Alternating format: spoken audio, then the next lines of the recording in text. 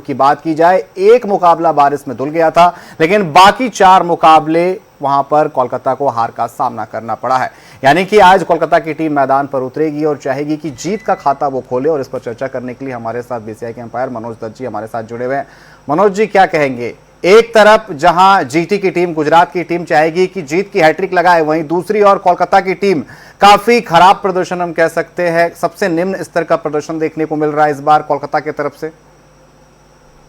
बिल्कुल, कोलकाता भी चाहेगी कि उनकी जो हार की हैट्रिक है वो ना बने। वहीं दूसरी तरफ गुजरात ने शानदार प्रदर्शन किया है जी। पिछले दोनों मैचेस उन्होंने जीते। हालांकि हार के साथ उनकी शुरुआत हुई थी, पहले दोनों मैचेस उन्होंने गंवा दिए थे, लेकिन मैदान में जिस तरीके से छोटी छोटी गलतियां गुजरात की टीम कर रही थी, उससे उन्होंने वापसी की है, सुधार किया है, प्लान किया है और प्लेयर्स से बातचीत की है। वहीं दूसरी तरफ केकेआर की टीम पूरी तरीके से लड़खड़ाती हुई दिखाई दी है। कंसिस्टेंसी, निरंतरता खेल के मैदान में बेहद जरूरी रहती है। और सबसे महत्वपूर्ण ये रहता है कि जो क्रिकेट का खेल है, टीम गेम तो है ही, उसके साथ साथ साधना, समर्पण और संकल्प, इसकी बेहद जरूरत रहती है खेल के मैदान में। आप कितने कमिटेड हैं टीम के लिए, वो कमिटमेंट केकेआर की टीम ने दिखाई नहीं दिया है। और ये तो शुक्र है कि एक मैच जो कि पंजाब के विरुद्ध था, बारिश की वजह से एक एक अंक उन्होंने शेयर कर लिया, अन्यथा सभी मैचेस केकेआर हार चुकी होती और अभी भी तरस रही होती पहले अंक के लिए। इसलिए आज उनके पास मौका है अपनी गलतियों में सुधार करते हुए आगे बढ़ने का और 2 अंक प्राप्त करने का। लेकिन मनोज जी, मौका तो है, लेकिन घर के बाहर मुकाबला अहमदाबाद के नरेंद्र मोदी स्टेडियम में खेला जा रहा है। ऐसे में होम ग्राउंड पर मुकाबला नहीं है। वहीं अगर काफी कॉन्फिडेंस के साथ आती हुई नजर आ रही है गुजरात की टीम की, अगर बात की जाए 2 मुकाबले जीत करके आई है, और ऐसे में लगातार जिस तरीके से कोलकाता का परफॉर्मेंस देखने को मिल रहा है, ओपनिंग में हालांकि बदलाव की गई थी जिसकी हम चर्चा कर रहे थे कि सुनील नारायण को ऊपर लेकर आया जाए, शायद अब वो रणनीति उसी पर चलेगी कोलकाता की टीम और वो कहीं ना कहीं कारगर साबित हो सकती है कोलकाता के लिए।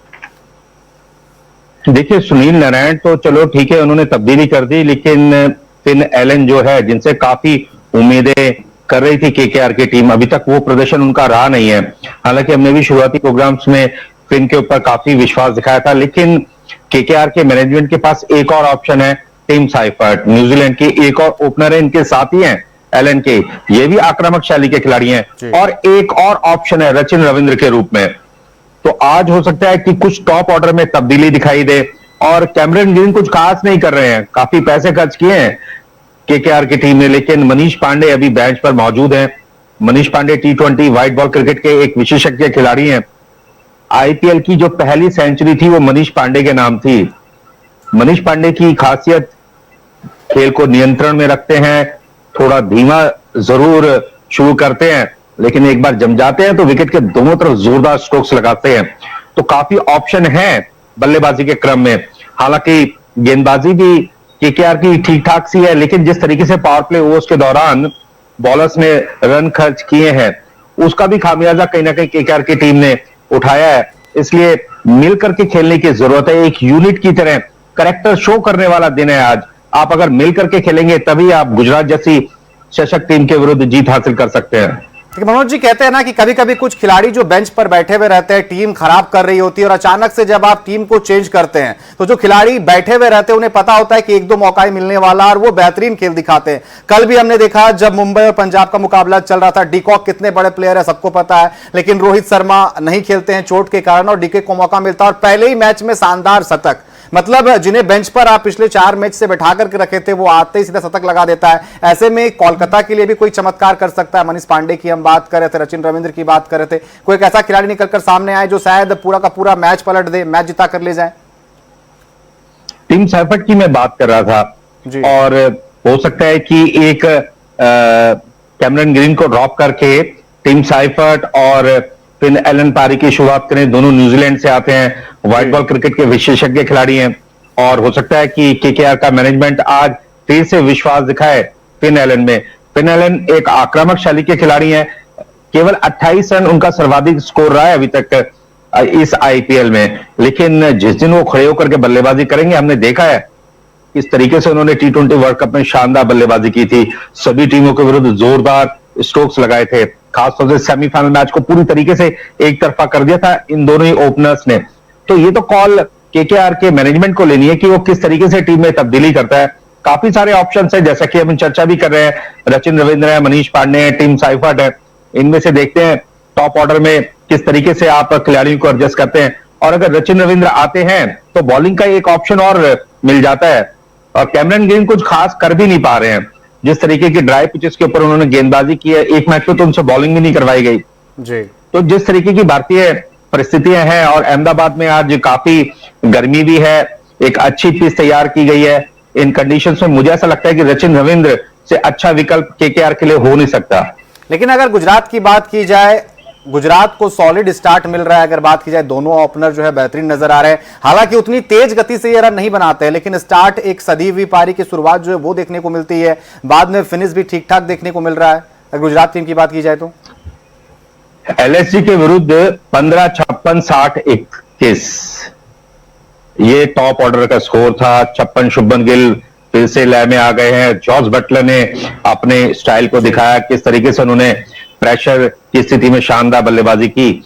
जीटी की जो खासियत है वो ये है, वो थोड़े से धीमे रहते हैं, लेकिन जो बॉलें वो सुरक्षात्मक शॉट्स पर वो व्यर्थ करते हैं, समय लेते हैं, उसकी भरपाई भरपूर तरीके से करते हैं डेथ ओवर्स में। यही खासियत है जीटी की टीम की, गेम को कंट्रोल करना जानती है, क्योंकि लोअर ऑर्डर में राहुल तेवतिया, राशिद खान, ग्लेन फिलिप्स जैसे खिलाड़ी भी मौजूद हैं। लेकिन कुल मिलाकर के जो जीटी की ताकत है वो टॉप ऑर्डर पूरी जिम्मेदारी के साथ खेलते हैं। ये तीनों बैटर्स, सुदर्शन हो, गिल हो या बटलर हो, और पावर प्ले ओवर्स के दौरान सुरक्षित रह करके आक्रमण करते हैं। उनका ध्येय ये नहीं रहता कि जोरदार शॉट खेलें और अपना विकेट गंवा दें। इसलिए इन तीनों ही बैटर्स ने मैच्योरिटी दिखाई है, और मैच्योरिटी का परिणाम यह रहता है कि अथॉरिटी आपके पास रहती है, आप जोरदार स्ट्रोक्स खेल सकते हैं जब एक बार अगर आप सेट हो जाते हैं। जी बिल्कुल, ये तो आज के मुकाबले की बात हो गई, इस पर आगे और भी चर्चा करेंगे। लेकिन अगर कल के मुकाबले की बात की जाए, कहा जा रहा था एक रोमांचक मुकाबला देखने को मिलेगा पंजाब और मुंबई के बीच में, क्योंकि जिस तरीके से पिछले सीजन की हम चर्चा भी कर रहे थे, किस तरीके से क्वालिफायर मुकाबले में हार का सामना करना पड़ता है पंजाब के सामने, लगातार एक कड़ी टक्कर देखने को मिलेगी। पहले रोहित शर्मा का नहीं खेलना, लेकिन उसके बाद जिस तरीके से डिकॉक ने बल्लेबाजी की, शायद कुछ रन शॉर्ट रह गया, और सबसे बड़ा रीजन ये रहा कि श्रेयस अय्यर का वो शानदार कैच, और उसके बाद जिस तरीके से उन्होंने बल्लेबाजी की, उनके दोनों ओपनर्स हो या फिर श्रेयस अय्यर जिस तरीके बल्लेबाजी की, क्या लग रहा है कि हम कह सकते हैं कि भाई पंजाब जो है 4 में जा रही है, सुपर 4 में जा रही है, और इस बार भी फाइनल खेल सकती है जिस तरीके से कल उन्होंने मुकाबला खेला है? कंप्लीट पैकेज है, उड़ता बढ़ता जीतता पंजाब, सब पर भारी पड़ता पंजाब। जहां मैटर बड़े होते हैं वहां पर श्रेयस अय्यर खड़े होते हैं। बिल्कुल। और एक बहुत छोटा सा कहावत है, पद्मजी सहरावत जाने माने कमेंटेटर हैं और सिंगर भी हैं, वो अपने पॉडकास्ट में अमूमन जब भी वो पब्लिक एड्रेस करते हैं एक बहुत छोटा सा उदाहरण देते हैं, कच्चा भुट्टा 20 का और पका हुआ सिका हुआ भुट्टा 40 का। यानी कि अगर आपको अपने दाम बढ़ाने हैं, रेट बढ़ाने हैं, तो सीखना पड़ेगा, पसीना बहाना पड़ेगा, दमखम दिखाना पड़ेगा खेल के मैदान में, और श्रेयस अय्यर ने वो करके दिखाया है। लेकिन मनोज जी, अगर बात की जाए, हम श्रेयस अय्यर की बात करें, लेकिन मुंबई टीम की अगर बात करें तो लगातार हार का सामना करना पड़ रहा है उन्हें। आखिर कहां इस तरीके से हमने देखा कि कल जब फील्ड पर श्रेयस अय्यर चौके छक्के लगा रहे थे, और सबसे बड़ा रीजन है मुंबई इंडियंस के अगर फ्लॉप होने की, हारने की, तो लगातार 4 या 5 मैचेस हो गए हैं, बुमराह को अभी तक एक भी विकेट नहीं मिला है, और साथ ही साथ में मार भी पड़ रही है। कल भी छक्के लगे हैं उन्हें। बिल्कुल, देखिए गेंदबाजी का जो मुख्य आधार है, धार है, जो पैनापन है, वो जसप्रीत बुमराह के आसपास घूमता है जी। और हम लगातार कई कार्यक्रमों में चर्चा भी करते रहे हैं कि दूसरी टीम की कोशिश ये रहती है कि जसप्रीत बुमराह के विरुद्ध विकेट ना गंवाए जाएं, थोड़ा सा सुरक्षित रहें, थोड़ा सा डिफेंसिव रहें। और चूंकि लगातार आप क्रिकेट खेल रहे हैं, फिटनेस लेवल भी उतना अच्छा रहता नहीं है, कई बार बॉलर के ऊपर भी दबाव रहता है। जसप्रीत बुमराह भी एक अनुभवी बॉलर है, लेकिन खेल के मैदान में आपको हमेशा अपने आप को साबित करना पड़ता है, और दबाव और तनाव को आप किस तरीके से हैंडल करते हैं, ये सभी खिलाड़ियों के लिए एक बहुत बड़ा चैलेंज रहता है, भले वो जसप्रीत बुमराह या विराट कोहली जैसे सरीके खिलाड़ी क्यों ना हो। जसप्रीत बुमराह के विरुद्ध सभी टीमों की एक ही रणनीति है, थोड़ा सुरक्षित रह जाए, और अगर बीच में कोई ढीली बॉल मिले तो उस पर जोरदार स्ट्रोक्स लगाने से चूके नहीं।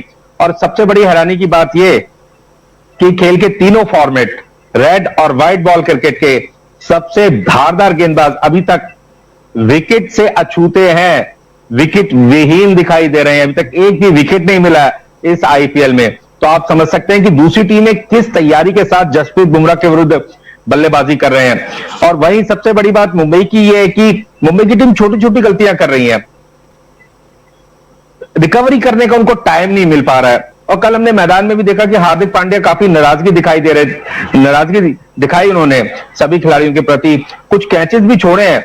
और वहीं दूसरी तरफ पंजाब से अगर तुलना करें कल के मैच में, नमनदीर का कैच छूटा और नमनदीर ने क्या शानदार बल्लेबाजी की, हार्दिक पांड्या का कैच पकड़ा, हालांकि श्रेयस अय्यर उसमें एक रिले के पार्टनर थे, लेकिन जो श्रेयस अय्यर का जो एफर्ट था उस कैच की वजह से मुंबई के 20 से 25 रन कम हो गए। तो आप समझ सकते हैं हार और जीत के लिए तो 1 रन काफी है। और अगर आप हार्दिक पांड्या जैसे खिलाड़ी को फटाफट से आउट कर देते हैं तो प्रेशर बैटिंग साइड के ऊपर आ ही जाता है। बिल्कुल, लेकिन अगर आज के मुकाबले की अगर बात की जाए, कैसे खेलेगी ये पिच, अगर बात की जाए, अगर कोई भी टीम में अगर टॉस जीतती है, कप्तान टॉस जीतते हैं, तो क्या पहले बल्लेबाजी या फिर पीछे बल्लेबाजी करेंगे? हालांकि फील्ड यहां पर काफी बड़ा होता है, ऐसे में क्या लग रहा है कि चेस करने जाएगी टीम? देखिए, आज क्यूरेटर ने जो बताया है, बातचीत में पता चला कि पिच नंबर 6 दी जाएगी आज के इस मैच में। जो ये पिच T20 विश्व कप के दौरान भी उपयोग में लाई गई थी, काफी रन्स बने थे। अहमदाबाद के मैदान की एक खासियत है, शुरू में बॉल थोड़ा सा स्विंग होती है, हार्ड सरफेस है, बॉल अच्छी गति और उछाल के साथ बैट तक आती है, लेकिन उसके बाद आप इस पिच के बाउंस के ऊपर ट्रस्ट कर सकते हैं। ब्लैक सॉइल की पिच है, हालांकि कुछ रेड सॉइल की पिचेस भी तैयार की गई हैं, लेकिन आज की जो पिच है वो ब्लैक सॉइल है, काफी हार्ड है। लेकिन कप्तान टॉस जीत करके पहले फील्डिंग का फैसला कर सकते हैं। जैसा कि एक ट्रेंड चल रहा है, टॉस की हम संभावना व्यक्त कर सकते हैं, तो टॉस के समय पता चलेगा कि कप्तान क्या फैसला करते हैं। बिल्कुल, लेकिन अगर दोनों ही टीमों की अगर बात की जाए तो किसका बैटिंग ऑर्डर, हालांकि कोलकाता लगातार जो है मैच आते हुए नजर आ रही है, लेकिन अगर बैटिंग ऑर्डर की बात की जाए तो कौन ज्यादा तगड़ा नजर आ रहा है कागजों में और फील्ड पर भी? देखिए, फील्ड में तो निसंदेह गुजरात टाइटंस के बैटर्स ने करके दिखाया है, उन्होंने शानदार बल्लेबाजी की है और अभी मोमेंटम प्राप्त करना बाकी है केकेआर के लिए। राणे के ऊपर बहुत बड़ी जिम्मेदारी है, राणे ने पारी की भी शुरुआत की थी, लेकिन अब वो 3 नंबर पर बल्लेबाजी करने आ गए हैं, उन्होंने खुद अपने आप को नीचे कर दिया है, लेकिन केकेआर के लिए अभी भी संभावनाएं मौजूद हैं। केकेआर की टीम अगर आज 2-3 चेंजेस करते हैं, मनीष पांडे, रचिन रविंद्र, टिम साइफर जैसे खिलाड़ियों को अंतिम एकादश में अगर स्थान दिया जाता है तो अभी भी काफी मौका है। और केकेआर की टीम भले ही 1 अंक के साथ अंतिम स्थान पर जरूर दिखाई दे रही है, लेकिन केकेआर ने अगर पिछली की हुई गलतियों से सबक लिया और मजबूती के साथ मैच में आगे बढ़ी तो एक कड़ी चुनौती प्रस्तुत कर सकती है गुजरात टाइटंस के सामने। लेकिन मनोज जी, अगर बात की जाए हम यहां पर रहाणे की अगर बात करें, क्या ये आखिरी सीजन हो सकता है? क्योंकि हमने देखा है कि जब वो चेन्नई में गए थे वहां पर बेहतरीन बल्लेबाजी कर रहे थे, हर तरफ तारीफ हो रही थी उनकी, लेकिन जैसे ही कोलकाता में आए उनके बाद उनका जो फॉर्म का ग्राफ है लगातार गिरता हुआ नजर आ रहा है। कहीं ना कहीं कप्तानी का दबाव भी नजर आ रहा है, जिस तरीके से आपने बताया कि पिछले मुकाबले में ओपनिंग से वो 3rd नंबर पर चले आए, वो दबाव नजर आ रहा है उनके ऊपर जो उनके बल्लेबाजी पर असर पड़ रहा है। देखिए, रहाणे एक अनुभवी खिलाड़ी हैं, अच्छा खासा उनका कैरियर रहा है। Red ball white ball cricket का स्किल, स्टेमिना और स्ट्रेंथ के इस खेल में आपको हमेशा अपने आप को साबित करना पड़ता है। कई बार ऐसा होता है कुछ मैचेस में आप अच्छा प्रदर्शन नहीं कर पाते, लेकिन रहाणे की भी एक अलग अहमियत है। अगर भारतीय क्रिकेट की बात की जाए, आईपीएल की बात करें, मुंबई से काफी वर्षों तक उन्होंने प्रथम श्रेणी क्रिकेट के लिए मुंबई के कप्तान रहे, भारतीय क्रिकेट टीम के कप्तान रहे हैं और इंग्लैंड ऑस्ट्रेलिया के दौरे पर बतौर टेस्ट कैप्टन उन्होंने जीत दर्ज की है। तो आप समझ सकते हैं कि रहाणे की क्या वैल्यू है इंडियन क्रिकेट में। और इस आईपीएल सीजन में ठीक है, उन्होंने एक पारी खेली है, 66 रन बनाए थे पहले मैच में, उसके बाद से उनका बल्ला भी वो चमक नहीं दिखा पाया जिसके लिए वो जाने जाते हैं, लेकिन अभी भी आईपीएल के काफी मैचेस शेष हैं। उम्मीद करते हैं रहाणे अपने फैंस को निराश नहीं करेंगे और शानदार प्रदर्शन करेंगे अपनी टीम के लिए। रहाणे की फैंस की बात तो हमने कर ली, लेकिन दूसरी टीम के जो कप्तान है प्रिंस, जिन्हें प्रिंस के नाम से कहा जाता है, शुभमन गिल, क्या लगता है कि उनका बल्ला भी चलेगा? कि उनके भी फैंस काफी सारे हैं, उनके भी फैंस चाह रहे हैं कि बेहतरीन प्रदर्शन करे, फास्ट खेले और एक बार फिर से टीम में जगह बनाए। क्या आज एक पारी अच्छी देखने को मिल सकती है उनकी तरफ से? देखिए, शुभमन गिल ना इंडियन क्रिकेट के एक बहुत ही खूबसूरत क्रिकेटर हैं। जिस अंदाज के साथ वो बल्लेबाजी करते हैं, नजाकत और नफासत उनके स्ट्रोक्स में दिखाई देती है। वो क्लास, वो कलात्मकता, जिस तरीके से बॉल को टाइम करते हैं, जिस तरीके से वो स्टांस पर खड़े रहते हैं, उन्होंने निश्चित रूप से कह सकते हैं कि व्हाइट और रेड बॉल दोनों गेम को खूबसूरती प्रदान की है। और उम्मीद करते हैं शुभमन गिल भी आज अच्छा प्रदर्शन करेंगे। फैंस तो चाहेंगे कि शुभमन गिल भी आज एक बड़ी पारी खेलें। क्या लगता है कौन सी टीम आज बाजी मार सकती है, कितना स्कोर हो सकता है? देखिए, मुझे ऐसा लगता है जिस तरीके से अहमदाबाद की कंडीशंस हैं, 190 और 205 210 के आसपास रन बन सकते हैं। और गुजरात ने जिस तरीके से अभी तक प्रदर्शन किया है, मुझे ऐसा लगता है कि गुजरात भारी पड़ेगी केकेआर के ऊपर।